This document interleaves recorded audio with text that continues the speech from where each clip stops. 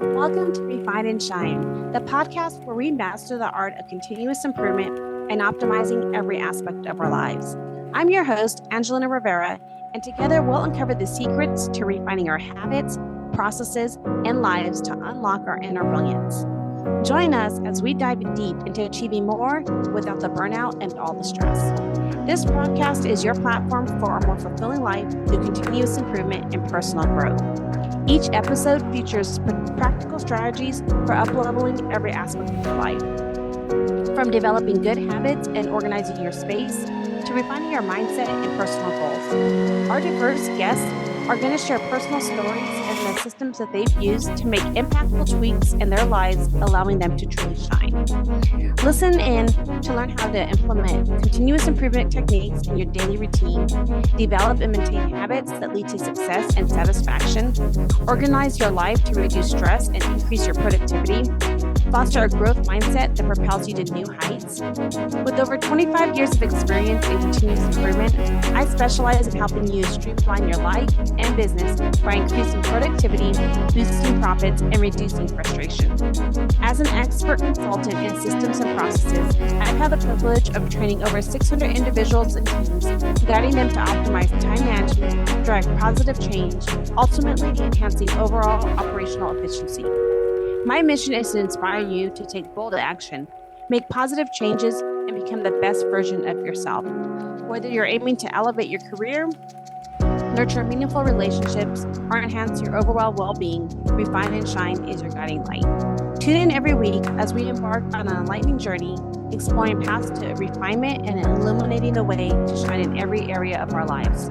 Subscribe now and join us on this journey to polish your life and let your best self shine through. Thank you for joining us on Refine and Shine. Hello, everyone. Welcome to the Refine and Shine podcast. I'm Angelina Rivera, and today is just such a special day and deeply personal episode. I'm so grateful that you are here with me, especially on this significant day, the full launch of my podcast, which holds a special place in my heart. I want to start by sharing a Bible verse that has brought me comfort and perspective during my toughest times. It's Psalms 147:3 that says, "He heals the brokenhearted and binds up their wounds." This verse reminds me that healing is a process and we must give ourselves grace as we navigate through life's challenges. So today I want to talk to you about a very tough time in my life when I was forced to take a week off of work because I ended up in the hospital. This period of time taught me the importance of self-care and gave birth to the principles that I now live by and I want to share with you.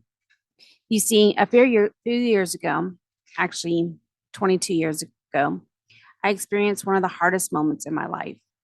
I had miscarried at 5 months, and it was a devastating loss. In fact, today, the launch of this full podcast was the due date of our daughter, who we lost 22 years ago. Her name, we called her Mariah. From the time and the moment I discovered she had passed, my life felt like it was in a tailspin. I went to urgent care earlier that day, not feeling well, and hadn't felt very movement at all. They did an ultrasound and had discovered that she had passed. They quickly scheduled surgery for the next day. The next day, I went into labor. My water burst, and I nearly gave birth before the surgery. I was numb to it all. I was unable to express my feelings of losing a child, not knowing how to deal with it. I only actually took a few days off work and threw myself into taking care of our son, working my full-time job, as well as going to school full-time. I never really rested or dealt with the feelings, the loss of a child, or even really communicated about it. When I went up for my follow-up appointment after my surgery, it was just a few weeks later, they took me back into the ultrasound room as they had not updated their paperwork to annotate it was a follow-up appointment from surgery and not a prenatal 6-month checkup. It was very hard and a difficult thing to tell them, like, hey, you guys, this is not the type of appointment I'm supposed to be at. This is my follow-up from surgery. I lost the baby. They quickly had us check their charts, and it took a few minutes. Well, it took a long time when they realized that they hadn't updated the paperwork. And it was hard because to say that was probably one of the first times I had said to hey, I lost the baby. said it out loud. Like I had told a few people, like my family, um, but not really spoke it out loud. So after the appointment, I went to my college class that I was scheduled for that night. And before I even I sat in the car and I just sat there. I was so mad. I was so frustrated. I was sad, disappointed, and also numb all at once. It was like all these feelings just coming up, and I just didn't even know what to think or how to deal with it. So I went to class though, after sitting in my car, and it was like being in a fog, not able to think clearly, not understanding what to do, not understanding how to reach out, what to say, how to talk about it. It was so many emotions that were going through me. And it was physically just taking a toll on me as well. And so that was my life, right? I would work, take care of our son, go to school, work, take care of our son, go to school. It was just a pattern. I never really rested, never really talked about it, never really even dealt with the emotions, figuring out what can I do. Um, I did a little research and it was like I didn't know really like why. I kept asking myself, why did this happen? What did I do? What was wrong with me? Those are the thoughts that were going through my head. And it was causing me to have very little sleep. I wasn't eating right. I wasn't taking care of myself. There's so many things going on. And a few months later, I was at work and I had my breakdown. So you see, I was walking down the hallway, and when I got dizzy and weak, and I was right near the receptionist's office, and I told her I didn't feel well, and I ended up collapsing. They had to take me by ambulance to the ER. I had been so burned out and had completely neglected my self care and my health, and it forced them, the doctors, the hospital, they took me off of work for a full week. Well, see, I was at a job that didn't have sick leave, and so a week off of work meant a whole week without pay. And it was during that time, that week of no pay, sitting there being forced to rest, that I had to acknowledge my grief and depression and communicate how I was feeling. It was one of those pivotal moments where I had to look at my habits and refine them, look at my feelings and learn how to rest so I could be a better person for not only myself, but for our son, who was only 2 years old at the time. Did it happen overnight? No, but it took some time and it was a progress and a quick, it was a wake up call to say the least. And it was a way that I learned, the importance of making sure that self care was a part of my routine. I knew that there was things that I had to do in order to like things that I do to tweak immediately. One of the things I was relying on, like I told you, I didn't sleep well, so I was relying on a diet um, of a 44 ounce of Mountain Dew and a bag of Fritos to get me through my drive to work. And so I had to start making better morning choices. And so I started doing smoothies to make sure I had better nutrition for myself. I started to go on evening walks with my son when I didn't have a class in the evening. When he napped during the weekends, I made sure I napped as well. I turned into my tuned into my study habits, making sure I was like focusing on my study, using timers, things like that, so I could, be productive and get better sleep. So I was better rested. I also had to start talking to my partner about the feelings I was experiencing. That was so important, but it was not an easy feat. We were both struggling and not knowing how to deal with all of this. It took us time and a lot of patience to get through it. It was not easy. Like I felt like I had failed in so many aspects, but it was a necessary turning point.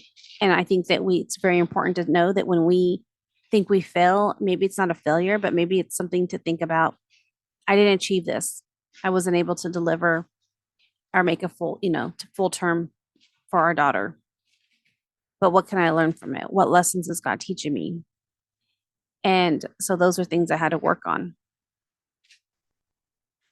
Sometimes we need to slow down to speed up.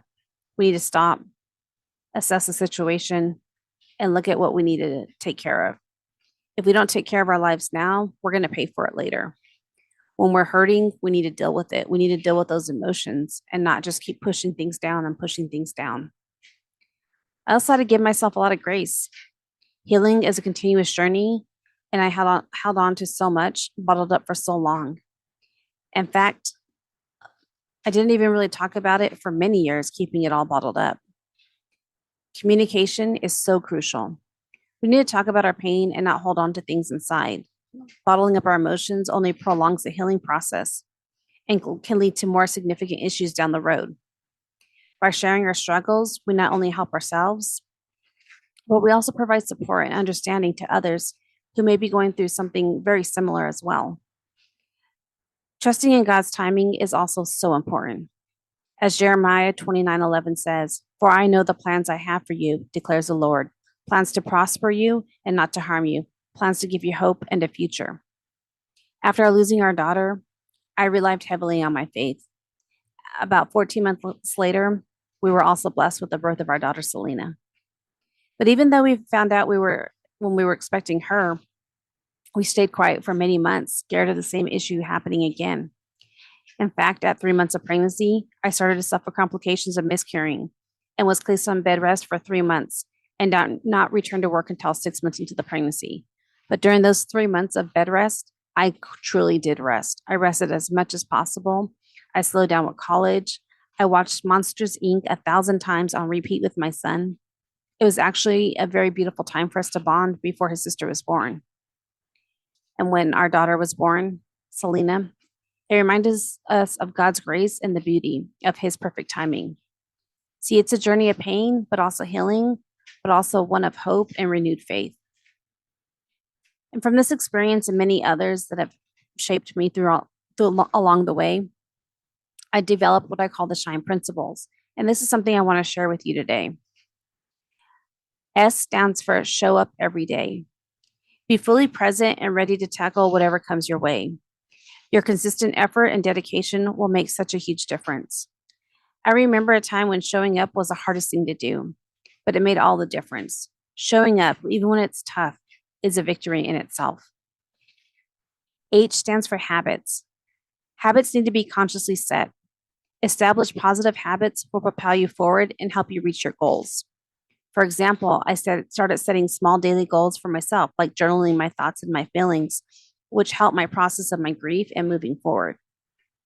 Habits such as walking and moving my body and making better nutritional habits also helped as well. Intentionally is for I is intentionally. Intentionally work each day towards your aspirations. Be proactive, focus, and deliberate in your actions to make progress and move closer to your success. One thing I find that's really great to do is that when I have large goals, I break them up into small, manageable tasks, making them less overwhelming and more achievable. For example, when I wanted to start this podcast, I broke it down into tasks like, okay, I got to come up with a name. What's my mission going to be? How am I going to do this? When's a good time to do this? Who do I want to interview? I had all this stuff in place so that when I was ready to launch, it made everything more manageable and achievable. N stands for never give up. Even when we're faced with challenges or setbacks, embrace resilience and perseverance, knowing that every hurdle is an opportunity for growth. There were days when giving up seemed like the easier solution, but pushing towards those tough times makes us stronger and it makes us more resilient. And then E stands for each day, every day. Celebrate your wins, big or small. Acknowledge your achievements and let them inspire you to keep moving forward. Celebrate even the small victories. Help me stay motivated and positive. And how does this apply if you have a business? Well, it's important to also say, just as in business, it's essential to assess where our weaknesses are and look at areas where we need to improve. For example, when I went to my follow-up appointment after the surgery, the paperwork was not updated to reflect it was a follow-up appointment from surgery and not a prenatal 6-month checkup. This oversight taught me the importance of making sure to keep good paperwork updated and having a good filing system. It's a valuable lesson for businesses, maintaining accurate records and streamlining processes to avoid confusion and frustration for your clients. And you should also know your customers. Keep in good contact with them. Business is a relationship business. One practical tip for businesses is to, like I said, regularly review and update your systems and processes. This can prevent miscommunication and ensure that everything runs smoothly. For example, implementing a good regular check-in system where employees can help identify any issues early on and address them before they become significant problems. Another thing is have resources available for your coworkers and employees when they're going through hard times is so important. Counseling centers, support groups, and even other resources can make a huge significant difference in someone's ability to cope with personal challenges. My work did not have any of these type of resources when I was going through my miscarriage. Make the resources you have a part of maybe an orientation or send some periodic emails or newsletters to inform your employees of resources that are available. I also found out after when I was going to school after my burnout that my school had some resources, but I hadn't really known about them. They didn't really talk about them. And so that's something that's also really important is, I didn't even know how to deal with the pain to know what I even had to look for. Maybe even a hospital could have maybe referred or said, hey, what you're going through, here's some resources that might help you. It's so important. Also make sure that you have a supportive work environment and a community. Encourage open communication. And for me at work, it was some people were able to talk to me about it, but I didn't understand really what they wanted to talk about. And so I'm so glad that there was now that some of these friends that were with me during that time, I can still communicate with them, and they were really there for me during this hard moment of my life. And so, but sorry, getting a little emotional. It's just important. I think it's like I said, there were so many things that were going on that made me feel like I had failed, and like I did something wrong, and this is why I was losing this child or had lost the child. And that's one of the things that was really hard. And so I was so scared to talk to people about it or even explain it.